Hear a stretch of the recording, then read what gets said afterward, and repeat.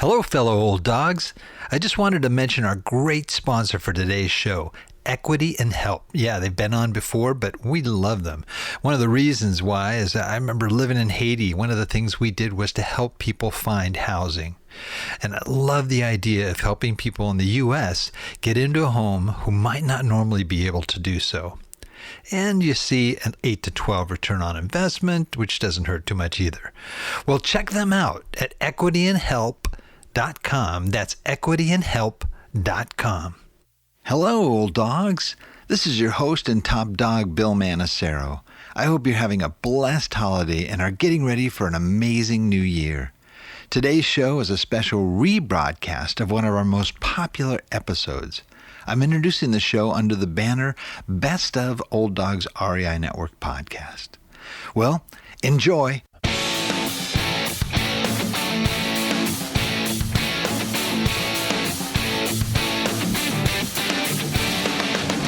Welcome to the Old Dogs REI Network, where cash flow is king.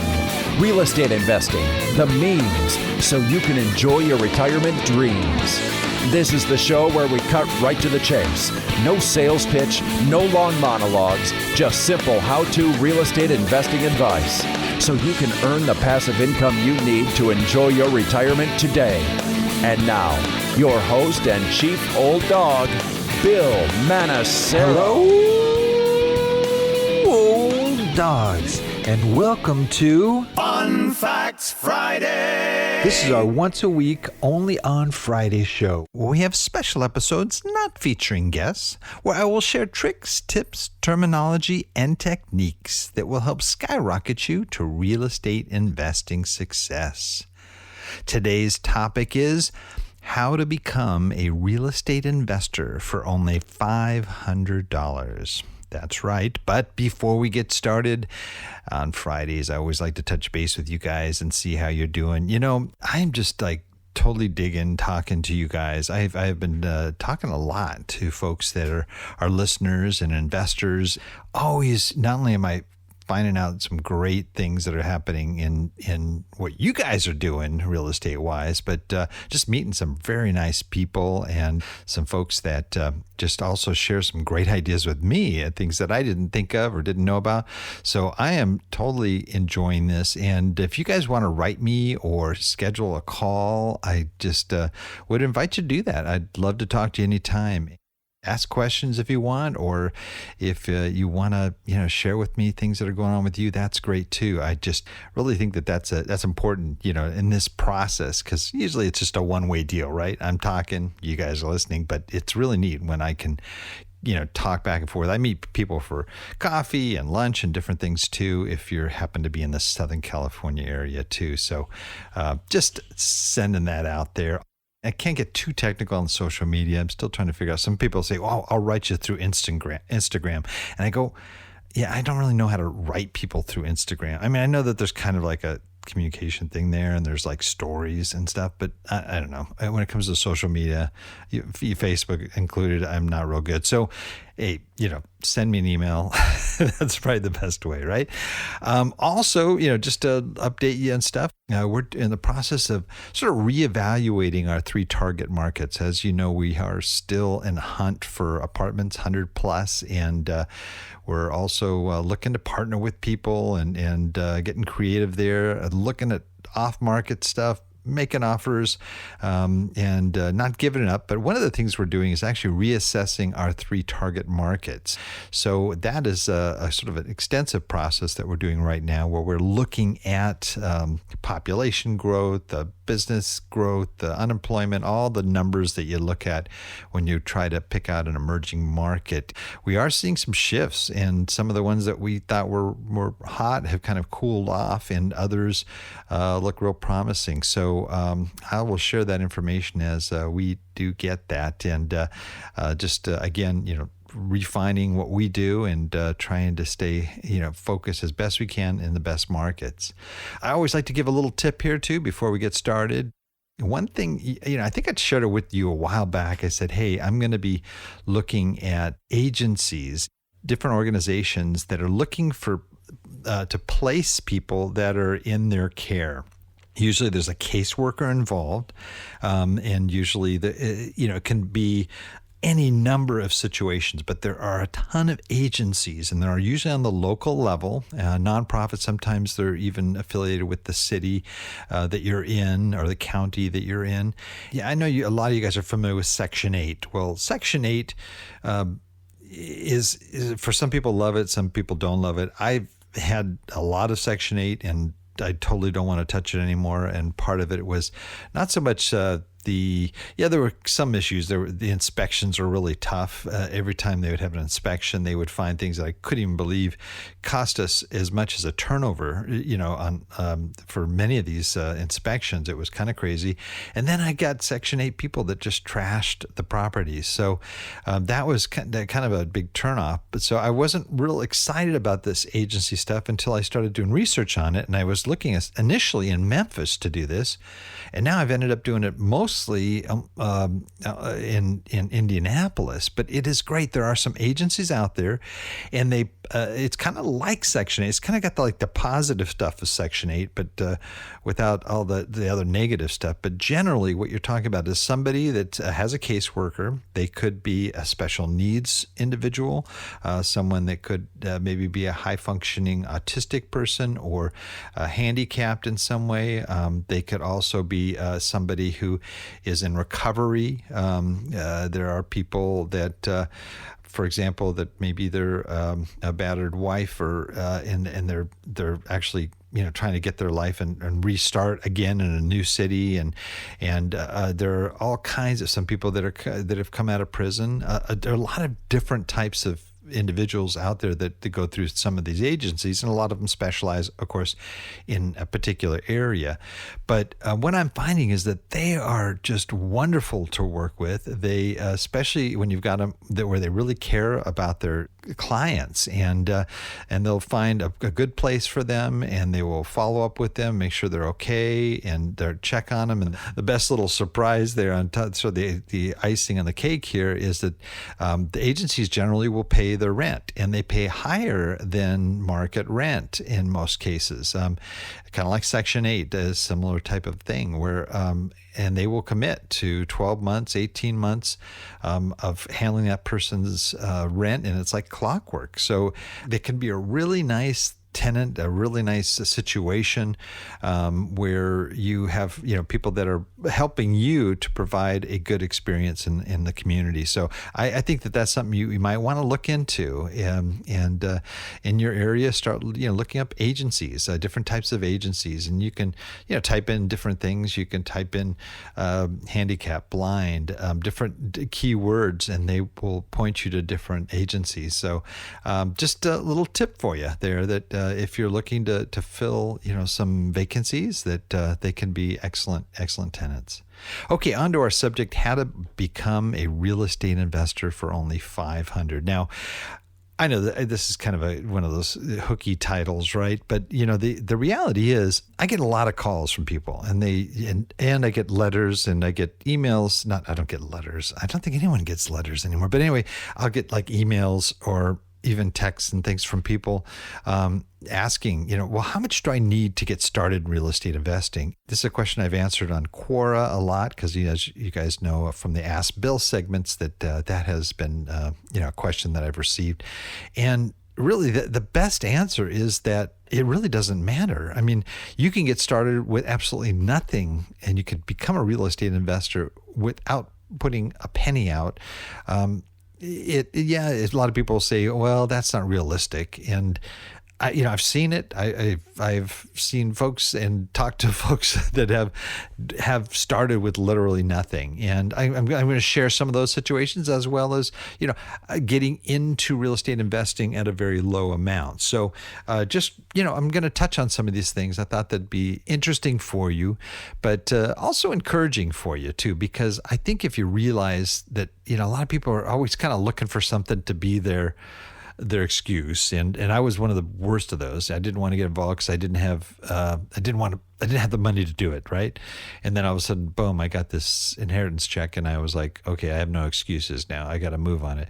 And so, but it doesn't have to be an inheritance check. Like I said, as I go into this today, you'll see that there are many ways to get involved and get started, especially where you don't need that much and or any at all. So, let's say, for example, I want to get involved in real estate investing. I start doing some research. I'm looking around and looking for people that maybe have a house that they want to get rid of.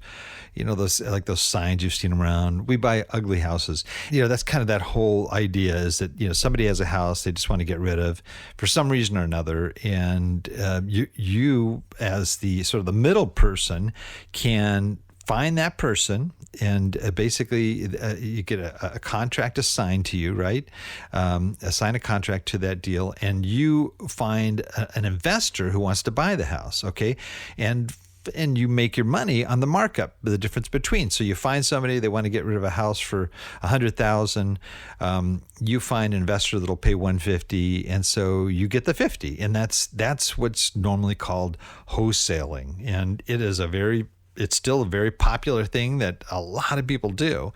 And it's a way somebody can get involved with literally no money at all. Now, I know that sometimes there are fees involved, permits and things that you have to, or city fees that you have to pay on that transaction.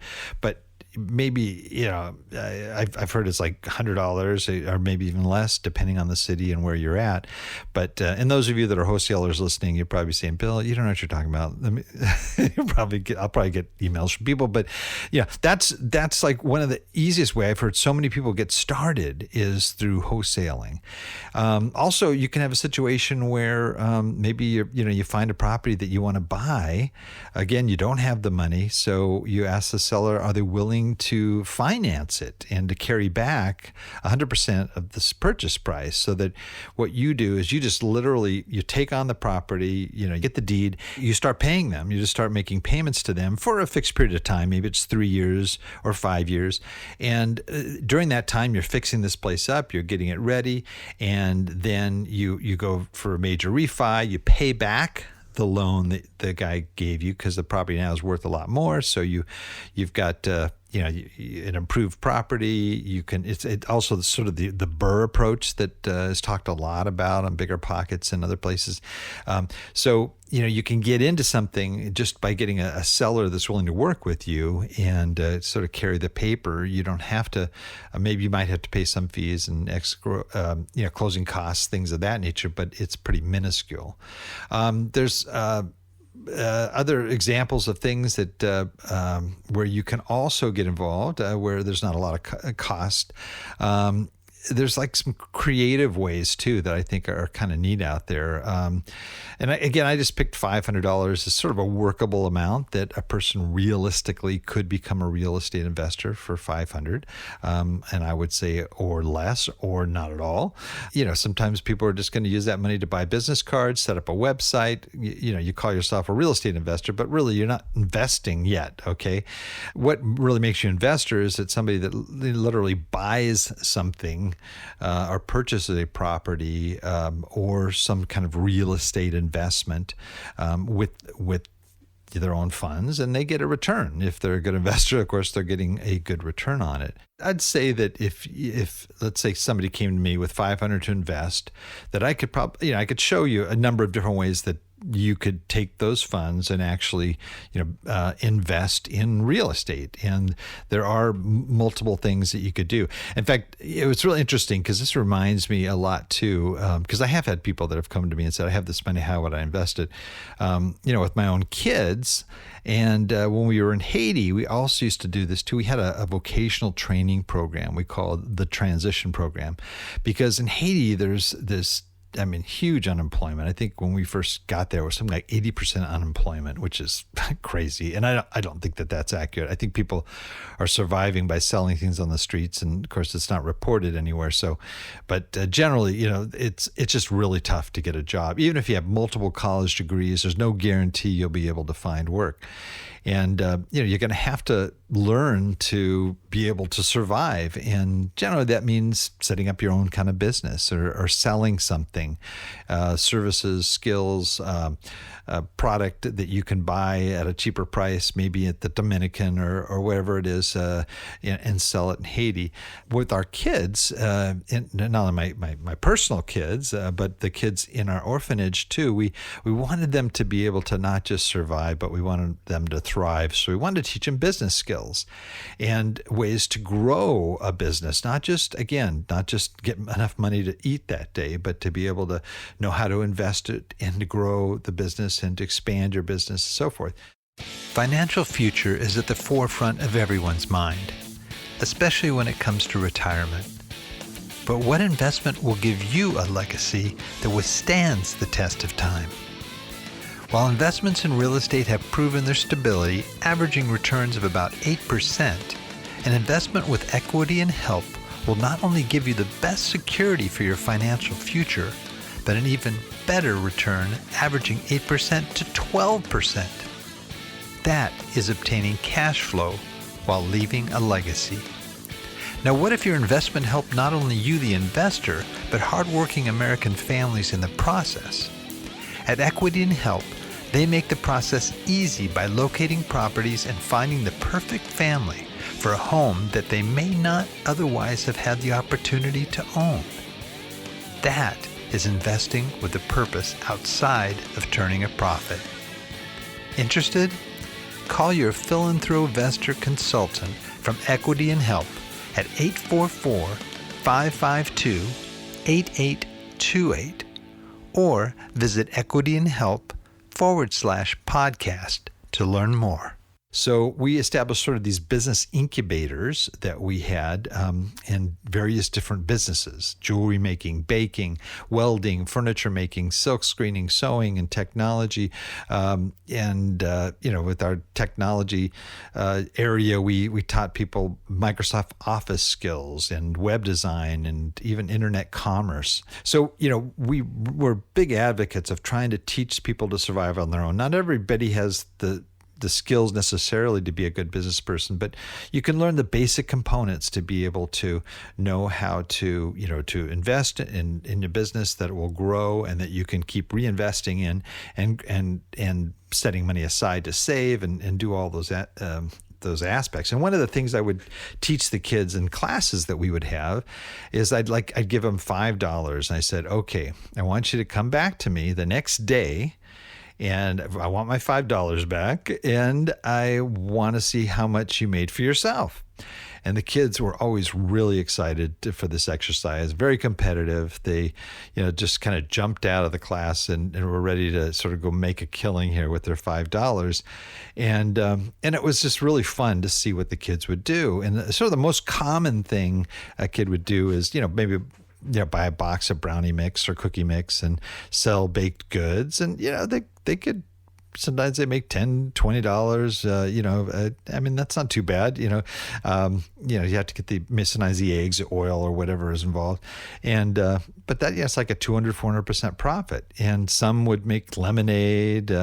Some would buy clothing and resell it, or soda, things like that. Or some would make crafts and sell those. So it was a good exercise. We got, it allowed us kind of throughout the years. We talked about examples of, well, what did you do with your money? What did you do with your profit? And what really is profit? What amount did you need to set aside to purchase more products so you could keep perpetuating the business? And how much could you actually take for yourself? And so, there are a lot of things involved in it, but the exercise was basically to explain just basic business fundamentals and economic principles as well. And the whole idea was to teach them enough so they can actually enter the workforce. Maybe if they can't work for someone else, or even if they work for somebody else, they'd understand the components of business. If they launched their own business, they would know how to run that business. If they work for somebody else, they could appreciate the challenges that owner of that business would have. And why am I sharing this? Because we're talking about, again, this $500 thing. As I kind of look at that, if I say to you, hey, okay, this is my business challenge to you. Instead of giving you $5 here, let's say you take 500. And what can you do with that 500 to create a real estate investing business? Okay. Everything. And then what I would say is, okay, it's not going to happen in 24 hours, but it may take a little bit longer. But let's say somebody comes to me and says, hey, Bill, okay, this is it. I took your challenge, okay? I took that $500 challenge, and this is what I did with the 500. And this may be somebody coming to me 5 years later from this podcast, who knows, that comes back and says, I took that 500 and I invested it, and now I have 1,000 apartment building. It's worth $500 million or whatever they might do. And I would love to hear the story step by step. And this is on my show. I mean, this is kind of my show, is I'm always asking people that are guests, how did you do it? How did you grow, this, starting with nothing up to this huge, little real estate empire of yours? That's kind of how I would recommend somebody to look at real estate investing. I mean, one of the common questions I get on Quora is, hey, can a teenager get involved in real estate investing? And sure enough, I mean, I have heard, and I usually refer them to different people, the kids that have actually done this and started off, and their parents, of course, helped them out, but they did everything on their own, and they actually grew a real estate business, as a teenager, working part-time from home. So yeah, it can happen. I'm just going to throw out ideas here, and this is part of this, is that if I gave you $500, would you be able to take that 500 and turn it into something more as a real estate investor, working only as a real estate investor? Okay. Here are some of the things that a person can do. And I'm going to let you know right up front, this episode is going to have more links than almost any of my other episodes, because there are a lot of guests that I've had that really have started with almost nothing. Plus, we have a lot of content on our website that'll also help you to actually start with less to grow more. And here's some of the ideas, some of the things. I talked about real estate auctions once, and Bid for Assets, one of my favorite little sites you go to, where they have $1 minimum bid properties. And sometimes these properties literally sell for $1. I mean, houses, lots, real estate of all different types. Now, granted, most of them will get bid up, but there have been those that have actually sold for just $1. Maybe you'll find a house, and then it may be a dive. It may be a house that's fallen apart, but you still get a piece of land with that house. And if you pay $100 for it, it's pretty cool.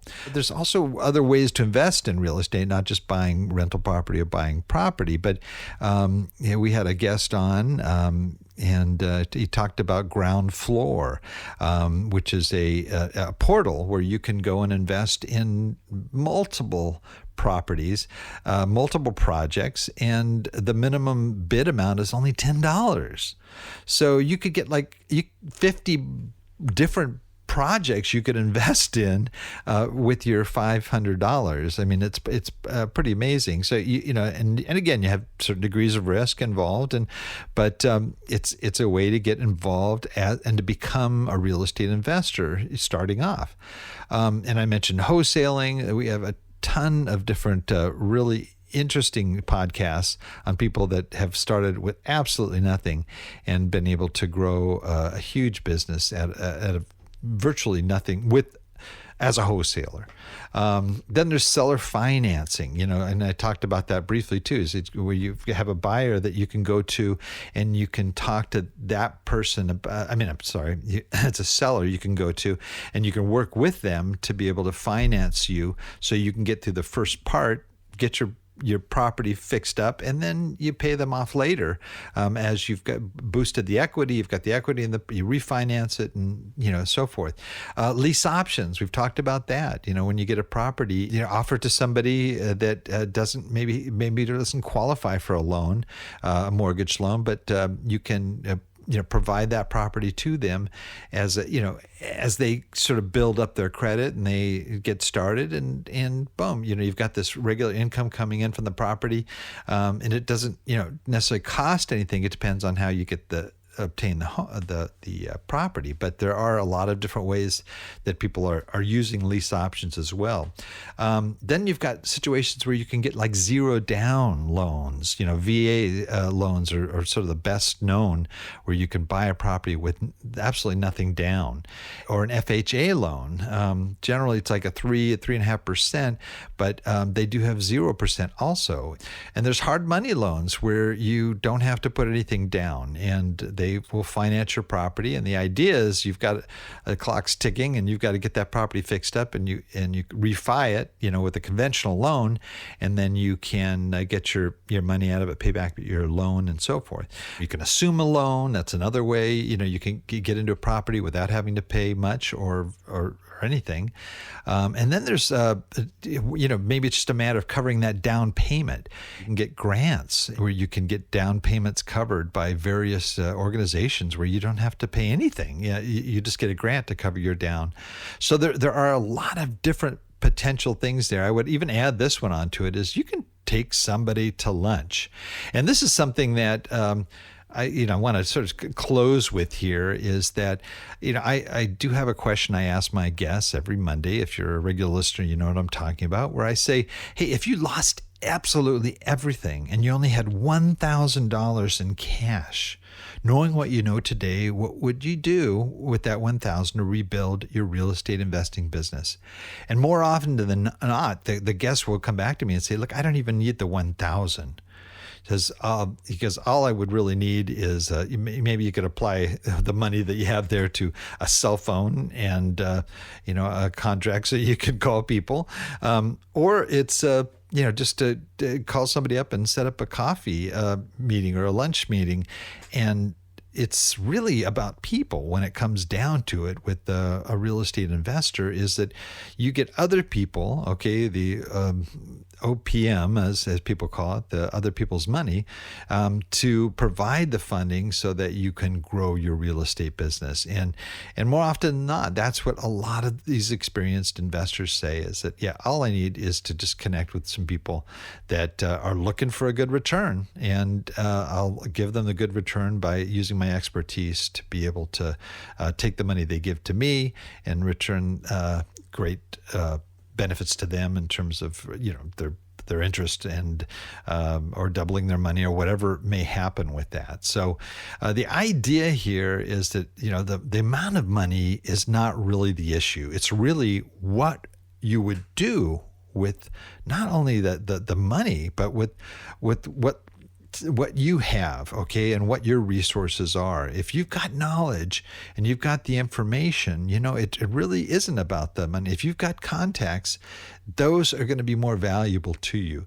And you need to just be creative, and don't be discouraged by, I don't have enough money to get involved with real estate investing. That a lot of people are scared away by that. They're thinking, I need 20% down. They're going all the conventional methods, but it's the creative folks that are the ones that are the ones that are not only thriving, but they're sort of beyond surviving. At the beginning, they were surviving. They had to, there's some of the links that I'm going to provide here, and I got a lot of them, but, I share, one story about a young man who really, he had like $100, and he bought an ad on Craigslist that showed him, that led him to this property that he was able to do a contract with, and to wholesale that home, where he made like $6,000 or whatever. So there a lot of times it is just really being able to be creative, and don't get locked in this thing that sometimes it just takes too much. So hope you're going to enjoy this episode. I'd say really go and take a look at some of these links. There's some great, Brandon Turner was on talking about buying properties with little or no money down. Brandon Turner from Bigger Pockets, and some other folks that have been there, done that, and share their experiences. So I'd recommend you go to the show notes and check it out. Well, that is it for today. I ran a little bit longer than I usually do on Fridays, but hey, Sometimes that happens. But hey, I just wanted to just say thanks for listening. And all these links that I'm talking about that are supposed to be so cool. Okay, they are cool. So they'll be all accessible on our website at olddogsreinetwork.com/blog. And you're going to look for the episode on how to be a real estate investor for only $500. So until next time, remember, cash flow is king and real estate investing the means. Thanks again for listening, and may God bless. Thank you very much for visiting the Old Dogs REI Network. We would greatly appreciate if you would stop by iTunes and let us know what you think of the show. We would love if you could subscribe to the podcast, give us a 5-star rating, and write a review. The more ratings and reviews we receive, the more visible the podcast will be to others. Thank you.